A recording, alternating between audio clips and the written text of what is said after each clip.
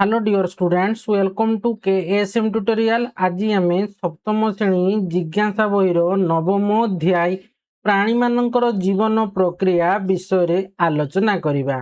पिला माने पूर्वरु मु पार्ट 1 एंड 2 रो वीडियो अपलोड करि सारिछि एवं से वीडियो रो लिंक मु डिस्क्रिप्शन बॉक्स रे देई देइछि। वीडियो टी भलो लागिले लाइक टे करिवो एवं चैनल टी को सब्सक्राइब मध्य करिदबो एवं वीडियोटी को तुम सांग मानक मध्य शेयर करिवो।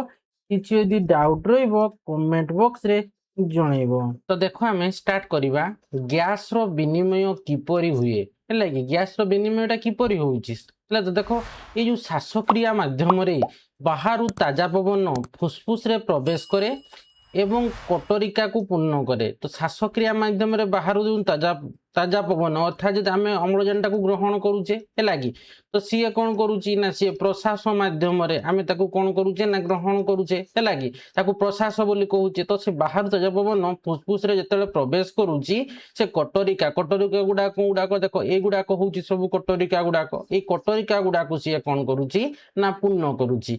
तो कटोरिकार पतला प्राचीर रक्तपूर्ण सूक्ष्म नली द्वारा घेरी होता है। कटोरिकार पतला प्राचीर गुड़ाक कौन ये प्राचीर कहले गुड़ाक तो युवा कौन ना रक्तपूर्ण सूक्ष्म नली द्वारा है कि पतला प्राचीर रक्तपूर्ण सूक्ष्म नली द्वारा सी घेरी होकर रही है।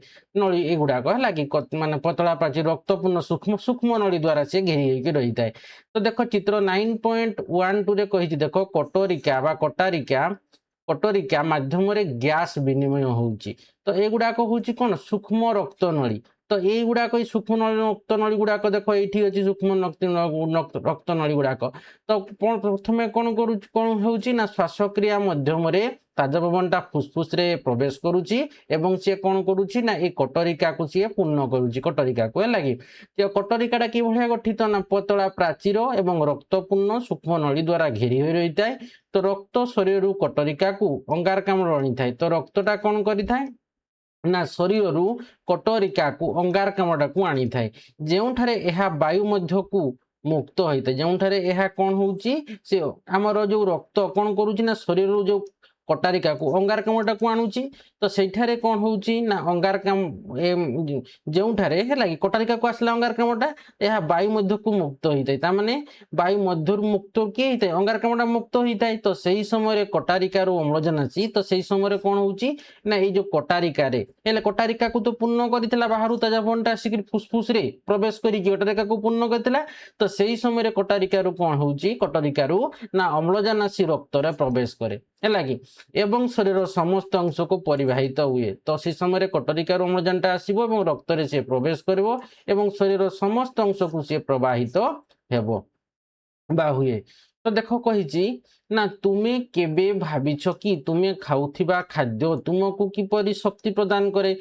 मुख्य कथा होउची केवल खाद्य नुहे बरं आमे श्वासक्रिया रे व्यवहार करुथिबा अम्लजान मध्य एथिपाई गुरुत्वपूर्ण। तो जो आमे खाद्यटा खाउचे तो सी किपरि आमको शक्ति प्रदान करे।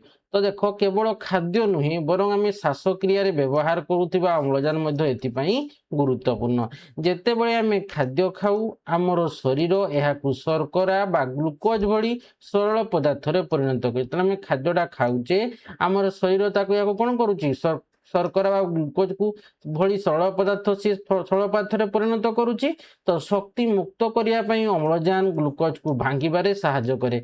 तो ये शक्तिटा मुक्त करिया पई अम्लजान कोन करूची ना ग्लुकोज को भांगिबारे सहायता करे। तो यही प्रक्रिया को आमे कोन कहूचे श्वसन बोली कहूचे। बुझियला। तो देख श्वसन क्या कहवा ना जितेबाला शक्तिटा मुक्त करने अम्लजान कौन करुच्ची ना ग्लुकोज को भांगिबारे सहायता करुच्ची। तो से प्रक्रिया को श्वसन कहवा। तो देख तापर अच्छी देख श्वसन प्रक्रियार शब्द समीकरण निम्नलिखित प्रक्रिया अटे। तामाने देख ग्लुकोज युक्त अम्लजान हेले कौन होची अंगारकाम्ल युक्त जलयुक्त शक्ति।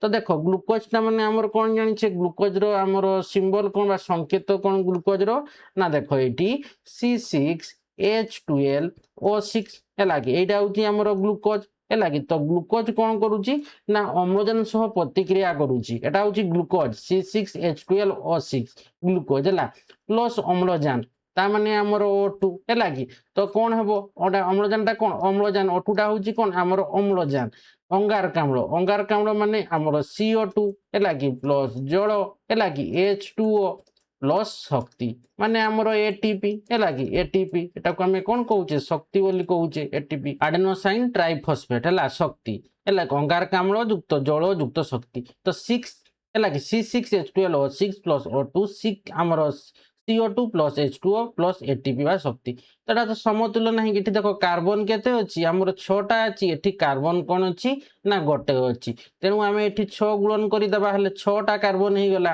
हैला कि तो एठी ऑक्सीजन देखो हमर केते अछि ना देखो एठी ऑक्सीजन केते अछि 6टा अछि प्लस एठी केते अछि 2टा अछि हैला कि ता माने एठी हमर केते अछि तबे हमर 6 तो एठी ऑक्सीजन केते आसी गला देखो 6 दुने 12टा आसी गला एठी गोटे अछि तो आमे कोन करिबा ना एठी आमे कोन करिबा एटा जेहेतु एठी 6 दुने 12 तो एठी एठी केते अछि 6टा अछि एठी 2टा 8टा अछि तो समतुल्य केमति करिबा ना एठी आमे 6 जदी नै जिबा केते आसबो 12 12 6 18 तो एठी 6 अछि 6 हैला कि 6 आ एठी 2 6 दुने केते 12 आ एठी 6 गुणन करि देबा बुझियला एठी हमर 6टा एठी केते आसला 6 दुने 12 2टा पुणी एठी 6टा माने 6 दुने 12 6 18 एठी 6 दुने 12 एउडी 6 मिसले 18 समान आसी गला हमर ऑक्सीजन तो देखो एटा समतुल्य हो गेला 6 C6H12O6 प्लस 6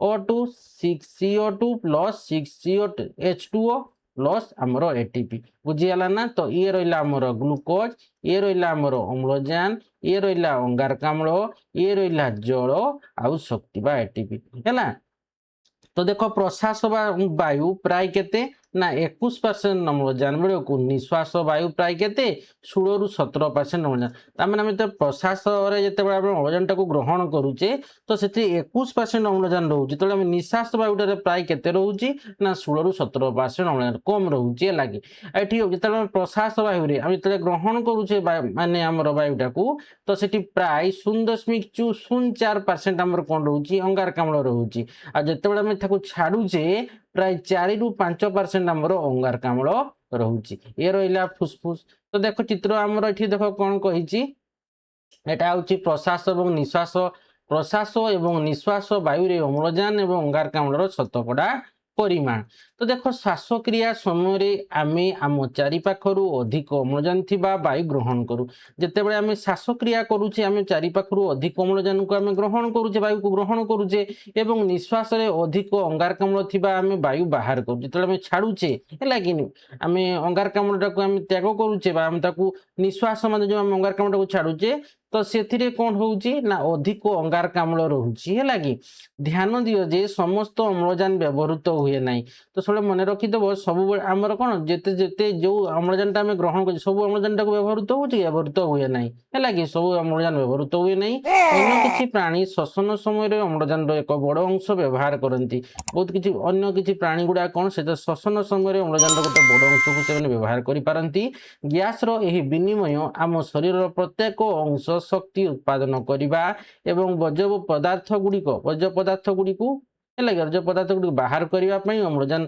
पाइबा निश्चित करे हैला गैस रो ये जो विनिमय होउची माने कोन आमे ग्रहण करू अम्लजान टाकू आमे निश्वास माध्यम रे छाडुचे अंगारकाम्ल को ये जो गैस रो विनिमय होउची आम शरीर प्रत्येक अंश कोन करूची ना शक्ति उत्पादन करू अम्लजान टा ग्रहण करूचे एवं वर्ज्य पदार्थ गुड़िक बाहर करे पई अम्लजान पाइबा निश्चित करे सरल कथा रे हम बुझिया को जीवा तो श्वासक्रिया शरीर भीतर को अम्लजान आने तो श्वासक्रिया हम कौन करूँ शरीर भीतर को अम्लजान आने एवं अंगारकाम्ल बाहर करे मात्र श्वसन कौन करे ना खाद्य को सी भांगी थाए से शक्ति निर्गत करि थाए एवं शक्ति मोचन पाई से अम्लजान को मध्य व्यवहार खाद्य को भांगिबारे कि अम्लजान सहायता करे भांगी खाद्य को भांगी कौन अम्लजान खाद्य को भांगिबारे किए साहाय्य करे अम्लजान साहाय्य करे एवं भांगी खाद्य भांगला पर कौन से शक्ति निर्गत होता है यही शक्ति आमको चलवा दौड़िबा एवं खेलिबा एपरिक चिंता करिबारे साहाय्य करे जेमति ग्लूकोज युक्त अम्लजान जेते हमर अंगारकाम्ल युक्त जल युक्त शक्ति तो एटा हम कोन खाद्य मध्ये ग्लूकोज नउचे प्लस अम्लजान मिसला प्रतिक्रिया कोन अंगारकाम्लटा बाहरिला हैला कि एवं हमर शक्ति निर्गत हैला कि एनर्जी में पाइले आउ जल मिलला आउ अंगारकाम्ल हैला कि तो यही शक्तिटा कौन करुची है कि तो से श्वसन कौन करुच्ची ना खाद्य को भांगिबारे भांगी थाए एवं शक्ति मोचन पर अम्लजान को व्यवहार करिଥାଏ तो यही शक्ति आमको चलवा दौड़ा खेड़ा एपरिकी चिंता करिबारे साहाय्य करे। तो श्वासक्रिया एक भौतिक प्रक्रिया जेतेबेले कि श्वसन एक रासायनिक प्रक्रिया जहाँ शरीर भितर घटे।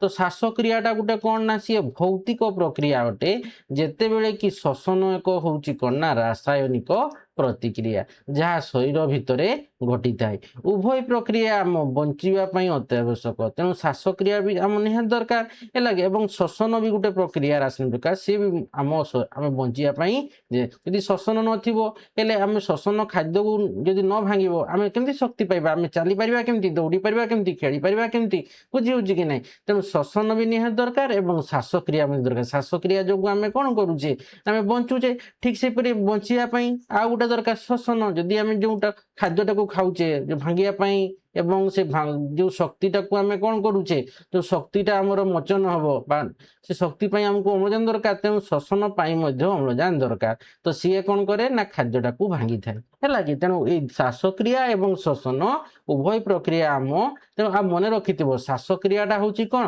गोटे भौतिक प्रक्रिया। श्वासक्रियाटा हूँ भौतिक प्रक्रिया भौतिक प्रक्रिया ठीक से ही परी आम जदि कहवा श्वसन श्वसनटा हूँ रासायनिक प्रक्रिया। श्वसनटा कौन ना रासायनिक प्रक्रिया रासायनिक प्रक्रिया बुझिपार। तो श्वासक्रियाटा हूँ भौतिक प्रक्रिया एवं श्वसनटा हूँ रासायनिक प्रक्रिया। तापर देख कही कौन ना आम शरीर पोषक तत्व अम्लजान एवं अन्य पदार्थ परिवहन पर अन्य संस्था रही आम शरीर जो पोषक तत्व हो बा अम्लजान एवं अन्य पदार्थ परिवहन पर अनेक अन्य संस्था रही यही संस्था को आम रक्त संचरण संस्था बोली कहूचे। तो देख आमर कौन होउची आम शरीर जो पोषक तत्व रहा अम्लजान रहा एवं अन्य पदार्थ परिवहन पर गोटे संस्था रही से संस्था को आम कौन कहूचे ना रक्त संचरण संस्था बोली कहूचे। तो एथिरे देख कौन रोचे ना हृदपिंड रक्त एवं रक्तवाही नली अंतर्भुक्त। हृदपिंड रक्तवाही नली माध्यम रक्त को पंप करे जहाँ शरीर समस्त अंश को पोषक अम्लजान एवं अन्य पदार्थर परिवहन सुनिश्चित करे। तो देख है आमर शरीर जो पोषक तत्व रहा अम्लजान रहा एवं अन्य पदार्थ परिवहन पर गोटे संस्था रही तो से संस्थाटा को आम कौन कहूचे रक्त संचरण संस्था कहूचे। से रक्त संचरण संस्था माने आम रक्त संचरण है कि रक्त संचरण यहाँ गोटे कौन ये गोटे संस्था है कि रक्त संचरण गोटे संस्था। तो एथिरे आमर कौन सब रहा हृदपिंड हृदपिंड है कि रक्त कि हृदपिंड ना रक्तटा को किए करब तेना हृदपिंड रक्त है रक्तटा को सी कौन करब विशुद्ध रक्त से शुद्ध करब बुझीगला कि नहीं। आउ कौन करब ना रक्त और रक्तवाही नली रक्त गोटे दरकार रक्तवाही नली तेणु देख जे रक्त संचरण गोटे संस्था से माने हृदपिंड रक्त है कि एवं रक्तवाही नली को नहीं रक्त संचरण संस्थाटा गठित। तो हृदपिंड कौन करुच्ची ना ये जो रक्तवाही नली माध्यम रक्त को सी पंप करुच्ची जहाँ शरीर समस्त अंश को पोषक अम्लजान एवं अन्य पदार्थर परिवहन सुनिश्चित करे एवं वर्ज्य पदार्थ गुड़िक बाहर को बही नहीं जाए। हृदपिंडटा कौन करुच्ची जेहेतु सी माने रक्त को सी पंप करुच्ची तो से समय कौन होउची ना समस्त अंश को पोषक एवं अम्लजान एवं अन्य पदार्थर परिवहन सी सुनिश्चित करिथाए एवं वर्ज्य पदार्थ गुड़िक बाहर को बही नहीं जाए। तापर देख अच्छी विज्ञान एवं समाज देख धूमपान स्वास्थ्य पाई अत्यंत क्षतिकारक यह फुसफुस को क्षति पहुंचाई थाए। कौनटा धूमपानटा है कि क्षतिकारक से फुसफुस को क्षति पहुंचाए एवं फुसफुस कर्कट है कि एवं अन्यान्य स्वास्थ्य संबंधी असुस्थता समेत गुरुतर रोगर आशंका वृद्धि करे। जे स्वास्थ्य सॉरी धूमपान आम स्वास्थ्य कौन क्षतिकार अत्यंत क्षतिकारक सी कौन करे ना डायरेक्ट फुसफुस सी कौन करे ना नष्ट कर क्षति पहुंचे थाए एवं फुसफुस कर्कट गोटे कौन होता है ना रोग होता है रोगर आशंका वृद्धि करे। यह लगातार काश एवं बारंबार संक्रमण कारण हुए। तो यहाँ केमती हुए ना ये जो फुसफुस को गोटा से हेले कौन हम ना लगातार काश हम बारंबार संक्रमण कारण हुए। यह धूमपाई व्यक्ति को क्षति पहुंचा सहित वायु रे विषाक्त रासायनिक पदार्थ निर्गत करे जहाँ अन्य मानक विपद में पकाई थाए। तो जेते बड़े धूमपान करुनथिबा व्यक्ति माने यही प्रदूषित वायु को प्रश्वास नियंती से माने परोक्ष धूमपान अनुभव करती है कि। तो देख जेते बड़े धूमपान करुनथिबा व्यक्ति माने यही प्रदूषित वायु को है कि प्रश्वास माध्यम नियंती से परोक्ष कौन धूमपान अनुभव करती जहाँ विशेषकर पिला गर्भवती महिला एवं वयस्कों विपज्जनक हो पारे। तेणु धूमपान एड़ेवा द्वारा व्यक्तिगत स्वास्थ्य एवं आम चारिपाखर लोकों मंगल होता है। तापर देख 9.2.2 रे देख अच्छी अन्य प्राणी माने कौन मनीष परी स्वभाव श्वासक्रिया करती। तो देख अन्य जो प्राणी गुड़ाक से कौन मनीष परी स्वभाव श्वासक्रिया करती कि। तो देख तुम्हें जानिछ जे विभिन्न प्राणी भिन्न भिन्न बासस्थान रे बास करती। तुम्हें पक्षी मान उड़ुवा और माछ मान पहरुवा देखि से किपरि श्वासक्रिया करती है कि। तो देख पक्षी हो हाथी हो बा सिंह हो कि गाई कि छेली झिटिपिटी एवं साप भली प्राणी माने सेमानकर फुसफुस माध्यम श्वासक्रिया करती। तो ये फुसफुस माध्यम सब श्वासक्रिया करती से मनीष हो बा पक्षी हो बा आमर हाथी हो बा सिंह हो गाई हो छेली हो झिटिपिटी ए सब कौन फुसफुस माध्यम श्वासक्रिया करती। जदिओ यही समस्त प्राणी मानकर फुसफुस अच्छी से फुसफुस गठन किंतु भिन्न भिन्न। माछ परी अधिकांश जलचर प्राणी मानकर विशेष गठन अच्छी जहाँ गाली बोली बा गिल्स बोली कहुए इंग्लीश रे गाली बोली कहुए। एगुड़िक प्रचुर परिमाण रक्तवाही नड़ी थाए। एगुड़िक कौन प्रचुर परिमाण रक्तवाही नड़ी थाए। रक्त एवं पानी रे द्रवीभूत गैस मध्य अम्लजान और अंगारकाम्ल कौन ना विनिमय गाली रे संघटित हुए। तो देख ये जो आमर माछ गुड़ाकर कौन फुसफुस जगह गाली अच्छी। तो ये गाली साहाय्य से मैंने गाली रे कौन थाए ना ये जो रक्तवाही नली गुड़ाक एगुड़ाक सब कौन आमर रक्तवाही नली। तो युवा ये गाली रे रक्तवाही नली गुड़ा कौन प्रचुर परिमाण रे थाए। तो ये रक्तवाही नली गुड़ा कौन करती ना एमाने रक्त है कि एवं पानी रे द्रवीभूत जो अम्लजान टाकू है कि अम्लजान एवं अंगारकाम्ल विनिमय गाली रे संघटित। तेणु ये रक्त एवं पानी रे द्रवीभूत गैस मध्य अम्लजान और अंगारकाम्ल विनिमय गाली रे संघटित हुए। तो देख चित्र 9.14 अच्छी निश्वास नेमारे अम्लजान शरीर दरकारी अंश निश्वास नेबारे माछ शरीर दरकारी अंश किए गाली। तापर देख अच्छी बेंग परी उभयचर प्राणी माने उभय स्थल भाग एवं जल भाग रे बास करती। सेमाने जीवन विभिन्न पर्याय श्वासक्रिया विभिन्न अंश व्यवहार करती। उदाहरण स्वरूप बेंग फुला गाली माध्यम श्वासक्रिया करे। बेंग माने स्थल भाग रे थिबा बेले एथिपाई फुसफुस एवं पानी रे थिबा बेले चर्म व्यवहार करती। तो देख बेंग परी उभयचर जो प्राणी गुड़ाक से स्थल भाग एवं जल भाग रे बास करती। तो से जीवन विभिन्न पर्याय कौन करती श्वासक्रिया विभिन्न अंश व्यवहार करती। उदाहरण स्वरूप बेंग फुला कौन करे ना सी गाली माध्यम श्वासक्रिया करे एवं बेंग माने स्थल भाग रे थिबा बेले एथिपाई से फुसफुस एवं पानी रे थिबा बेले से चर्म व्यवहार करती। यही उपयोजन से जल एवं स्थल भाग उभय बेरे बंचारे साहाय्य करे। तेणु एमाने ये जो उपजन कौन उभय जल एवं स्थल भाग में बंचारे साहाय्य करे। यह दर्शाए जे प्राणी माने समय सहित विभिन्न परिवेश रे उपयोजित होइछंती। तो यह कौन दर्शाए ना प्राणी माने समय सहित विभिन्न परिवेश रे उपयोजित होइछंती। अम्लजान एवं अंगारकाम्ल विनिमय पाई जिया निजर आर्द्र चर्म व्यवहार करे। तो देखो ये अम्लजान एवं अंगारकाम्ल कौन होउची विनिमय होउची है कि। तो जेतले विनिमय हो जंती एठी माछ भी कौन करूथिला ना जे गाली साहाय्य रे बा गाली जो रक्तवाही नड़ी थिला से रक्त एवं पानी थिबा द्रवीभूत गैस मतलब अम्लजान एवं अंगारकाम्ल विनिमय करूथिला गाली रे।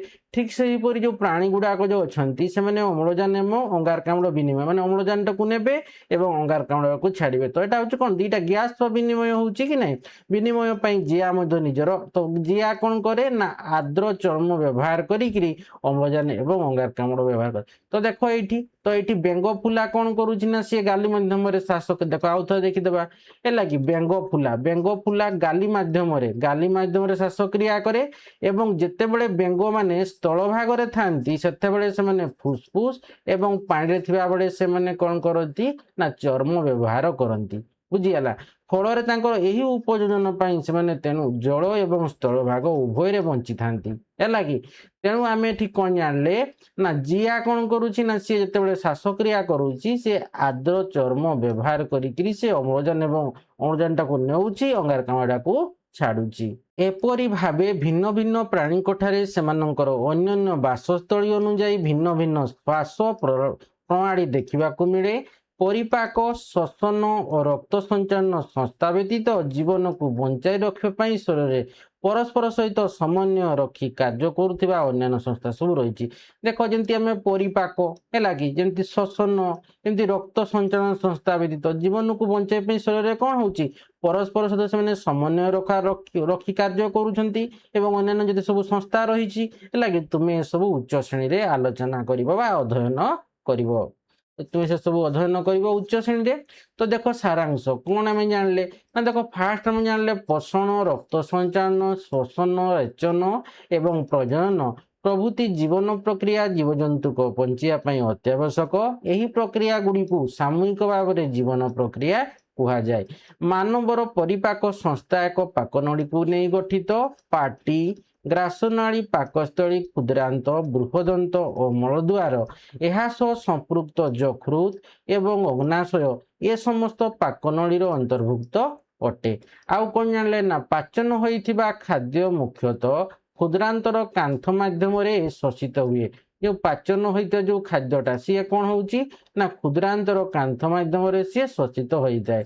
शोषित पोषक पदार्थ शोषित जो पोषक पदार्थ गुड़ाक रक्त माध्यम शरीर विभिन्न अंश को परिवाहित हुए। तो ये सब शोषित पोषक पदार्थ गुड़ाक रक्त माध्यम से कौन हो शरीर विभिन्न अंश को सी परिवाहित होउची सेठारे से गुड़िक विभिन्न कार्य करने व्यवहृत हुए। तो ठीक से देख बृहदंत अवशिष्ट जल एवं परिपाक न होइतिबा खाद्य किछि लवण शोषण करे। तो बृहदंतटा कौन करुच्ची ना अवशिष्ट जल एवं परिपाक न होइतिबा खाद्य किछि लवण से शोषण करिथाय। तापर देख अच्छी कौन ना गाई एवं छेली भली तृणभोजी प्राणी को रमंथक बोली कहा जाए। गाई एवं छेली भली जो तृणभोजी प्राणी गुड़ा को रमंथक कह जाए। से माने खाद्य को शीघ्र शीघ्र कौन करती गिली दियंती है कि गाई एवं छेली को रमंथक कह जाए कि से माने खाद्य को शीघ्र शीघ्र गिली दियंती परे तापरे कौन करती ना पाकुड़ी करी हजम करती। परे आंशिक भाव पाचन होइतिबा खाद्य पाटी को फेरी जाए एवं प्राणी यह भल भाव चबाई थाए। श्वासक्रिया फुसफुस भीतर आउ कौन जानले श्वासक्रिया फुसफुस भीतर को वायु जीवा को प्रश्वास एवं फुसफुस रु बाहर को आसिया को निश्वास कह जाए बा अंतर्भुक्त। फुसफुस कटरिकार अम्लजान एवं अंगारकाम्ल विनिमय घटी थाए। तापर देख अच्छी कौन ना श्वसन प्रक्रिया रे ग्लूकोज भांगी अंगारकाम्ल और जल रे परिणत करने प्रश्वास रे निया जाइथिबा अम्लजान व्यवहार हुए। तो जो प्रक्रिया रे पोषक तत्व व्यवहार योग्य शक्ति रे परिणत हुए ताहाकू श्वसन कह जाए। तो यहाँ श्वसन डेफिनेशन ना जो प्रक्रिया रे पोषक तत्व व्यवहार योग्य शक्ति रे परिणत हुए ताहाकू आमे कौन कहूचे श्वसन बोली कहूचे। एटा एक मार्किया आसे तुम एटा को मन रखिदबो है कि डेफिनेशन टा। देख रक्त संचालन संस्था शरीर समस्त अंश को पोषक तत्व एवं अम्लजान परिवहन करे। ये जो रक्त संचालन संस्था कौन करे ना शरीर समस्त को सी पोषक तत्व एवं अम्लजान को परिवहन करिथाए। एथिरे हृदपिंड अंतर्गत जहाँ रक्तवाही नड़ी माध्यम रक्त को सी पंप करे शरीर विभिन्न अंश को अम्लजान एवं पोषक तत्व पहुंची थाए। तो हृदपिंडटा कौन करुच्ची रक्त संचालन संस्था हृदपिंड निहाती दरकार। तो सी कौन करे ना रक्तवाही नड़ी माध्यम रक्त को सी पंप करिथाए एवं शरीर विभिन्न अंश को सी अम्लजान पोषक तत्व एवं शरीर बज्रवस्तु सी अपसारण करिथाए हृदपिंड है कि। ଆଉ କଣ ଜାଣିଲେ ନା ଶ୍ୱାସକ୍ରିୟା ଏକ ଭୌତିକ ପ୍ରକ୍ରିୟା ବେଳେ ଶ୍ୱସନ ଏକ ରାସାୟନିକ ପ୍ରକ୍ରିୟା। ଟିକେ ଆଗରୁ ଏଠି ପଢିଲେ କି ନାଇଁ ଦେଖ ଏଠି ଟିକେ ହେଲା କି ଆମର ଶ୍ୱାସକ୍ରିୟାଟା ହଉଛି ଭୌତିକ ପ୍ରକ୍ରିୟା, ଶ୍ୱସନଟା ହଉଛି ରାସାୟନିକ ପ୍ରକ୍ରିୟା ହେଲା କି। ଆଉ କଣ ଜାଣିଲେ ନା ବିଭିନ୍ନ ପ୍ରାଣୀ ମାନଙ୍କର ଶ୍ୱାସକ୍ରିୟାର କୌଶଳ ଭିନ୍ନ ଭିନ୍ନ ଏବଂ ସେମାନଙ୍କର ବାସସ୍ଥାନ ସହିତ ଖାପ ଖାଇବା ପାଇଁ ଉପଯୋଜିତ ବା ଖାପ ଖୋଇବା ପାଇଁ ଉପଯୋଜିତ ହେଲା। ତ ଦେଖ ତୁମର ଏଇ ଚାପ୍ଟରଟା କମ୍ପ୍ଲିଟ ହେଇଗଲା ହେଲା। ତ ନେକ୍ସଟ ଭିଡ଼ିଓରେ ଆମେ କଣ କରିବା ନା ଆସ ଆମ ଶିକ୍ଷଣ ବୃଦ୍ଧି କରିବା ହେଲା କି। ଏଟା ଆମର କଣ ଅଭ୍ୟାସଟା, ଏଟାକୁ ଆମେ ନେକ୍ସଟ ଭିଡ଼ିଓରେ ଆଲୋଚନା କରିବା। ତ ଆଶା କରୁଛି ପିଲାମାନେ এই ଭିଡ଼ିଓକୁ ଭଲ ଭାବେ ବୁଝିପାରିଥିବ। ଭିଡ଼ିଓକୁ ଲାଇକ୍ କମେଣ୍ଟ ଏବଂ ପ୍ରଚୁର ମାତ୍ରାରେ ସେୟାର କରିବ ଏବଂ ଯେଉଁମାନେ ପର୍ଯ୍ୟନ୍ତ ଚ୍ୟାନେଲଟିକୁ ସବସ୍କ୍ରାଇବ କରିନ ଅତି ସେ ଚ୍ୟାନେଲଟିକୁ ସବସ୍କ୍ରାଇବ କରିନେବ ଏବଂ ପାଖରେ ଥିବା ବେଲ୍ ଆଇକନଟିକୁ ମଧ୍ୟ ଦବାଇ ଦେବ, ଯାହାଫଳରେ କି ମୁଁ ଭିଡ଼ିଓ ଛାଡ଼ୁ ଛାଡ଼ୁ ତୁମକୁ ନୋଟିଫିକେସନ ପଡ଼ିବ, ପରେ ତୁମେ ଜାଣିପାରିବ। ଧନ୍ୟବାଦ।